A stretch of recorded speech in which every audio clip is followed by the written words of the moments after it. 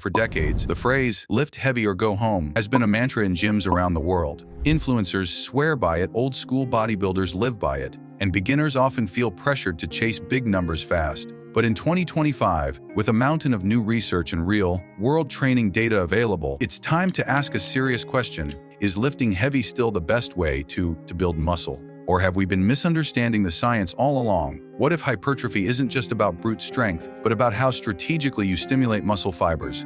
Let's unpack the full truth. 1. Understanding what lifting heavy really means. First, let's define lifting heavy. In the traditional sense, it refers to lifting loads that fall within the 1d6 rep range, typically around 80–95% of your 1 rep max. It's the territory of powerlifters and strength athletes. Lifting heavy creates enormous mechanical tension, one of the core triggers of muscle growth, along with metabolic stress and muscle damage. But here's the nuance. Lifting heavy builds strength very effectively. That doesn't always translate directly to maximum hypertrophy. You can be strong without being big. Just look at Olympic weightlifters or gymnasts. So while heavy lifting plays a role, it may not be the only, or even best, path to pure muscle size too. What science says about load and hypertrophy? Research over the past decade has reshaped our understanding of hypertrophy. Multiple studies, most notably those by Brad Schoenfeld, one of the leading researchers in resistance training, show that muscle growth can occur across a wide range of rep ranges and loads, as long as the set is taken close to failure.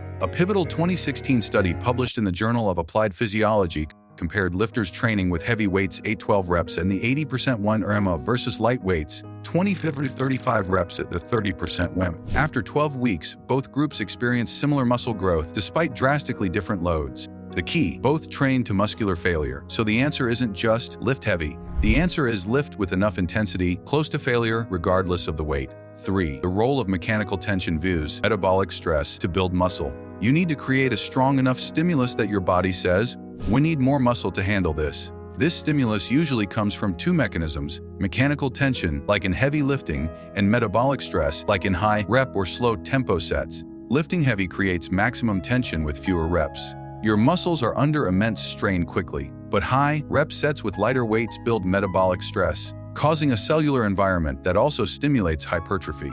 The takeaway: you don't have to go heavy every time. In fact, using a mix of both strategies might be optimal for complete muscle development, engaging both fast twitch and slow twitch muscle fibers. 4. Training to failure. The real driver, one of the most critical factors in muscle growth, isn't the weight you lift. It's how close you get to muscular failure.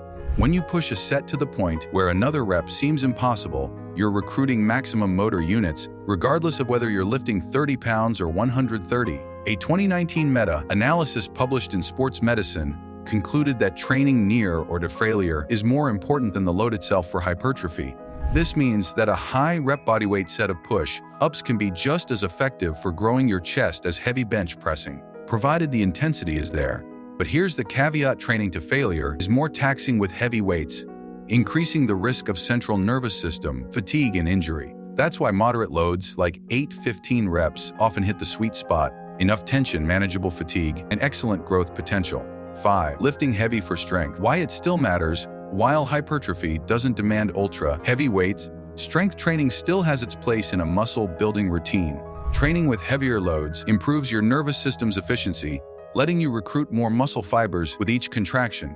This can lead to better performance in your hypertrophy work, allowing you to lift more in moderate rep ranges and accumulate more volume over time. It's the reason smart programs like PHAT or push-pull legs include both heavy strength days and hypertrophy-focused days. Plus, being stronger makes daily life easier and improves your confidence under the bar. Just don't mistake strength gains for size gains. They're related but not identical. 6. Risk vs. reward. Is heavy lifting always worth it? Let's talk about safety. Lifting at or near your max regularly carries a higher risk of injury, especially for beginners or those with mobility restrictions.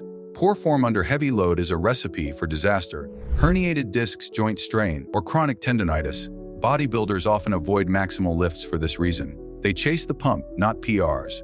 While strength athletes need heavy loads, physique-focused trainees can get similar size results using moderate weights with perfect form, longer sets, and more control. In short, heavy lifting has benefits, but it's not mandatory, and it's not worth sacrificing your joints or longevity to chase numbers on the bar that don't directly impact your physique. 7. Volume is king, not just weight. One of the biggest muscle building truths of all: volume drives hypertrophy. Volume is the total amount of work you do. A sets taller reps taller weight. Lifting heavy for 3 to 5 reps means your total volume is often lower than someone doing 8-12 reps across more sets. Multiple studies confirm this. A higher training volume with proper recovery leads to greater muscle growth over time. That's why bodybuilders train with moderate weights, higher reps, and more sets. They're maximizing volume and mechanical stress across the week. If you're only lifting heavy but not accumulating enough weekly volume, your gains will stall. Mix heavy sets with volume work for the best of both worlds. 8. What about natural lifters? If you're training without performance-enhancing drugs, volume and recovery matter even more. Natural lifters often hit a limit with heavy training because they can't recover fast enough. Lifting heavy every session leads to burnout, fatigue, and stagnation.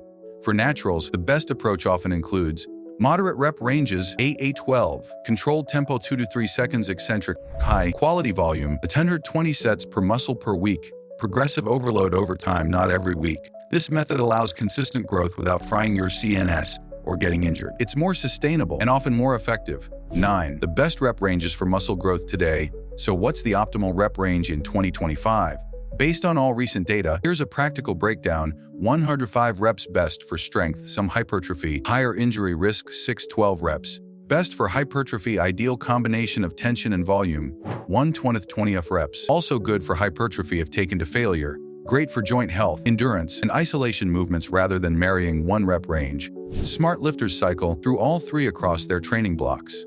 For example, heavy squats on Monday, moderate rep Bulgarian split squats on Wednesday, and high rep step-ups on Friday. That variety hits different muscle fibers, stimulates growth from multiple angles, and keeps training mentally fresh. 10. Progressive overload for heavy weight alone. One final crucial reminder. Progressive overload, not lifting heavy in isolation, is what builds muscle. Progressive overload means gradually increasing the demands placed on your muscles over time. This can come from adding more weight, doing more reps, performing more sets, increasing time under tension, improving form or range of motion, reducing rest time. Lifting the same heavy weight for the same reps every week won't build muscle forever. Your body adapts, you need progression, and you don't have to do it all through heavier weights. Get creative, get consistent. That's where real results come from. Is lifting heavy still the best way? Here's the truth. Lifting heavy is one of many effective tools, but it's not the only or even always the best way to gain muscle. If you want to maximize hypertrophy, train in a variety of rep ranges, focus on volume and recovery, push sets close to failure, use perfect form and full range of motion. Include some heavy lifting for strength carryover, but not exclusively. Don't chase ego lifts. Chase smart, structured progression. You can build an incredible physique using 60% of your max if you train with intention, intensity, and intelligence. If you've been stuck thinking heavy is the only way, it's time to break free and train smarter. Like this video if you found it eye-opening, drop a comment about your favorite training style, and subscribe for weekly content that's backed by science and built for results. Train smarter, build stronger, lift with purpose.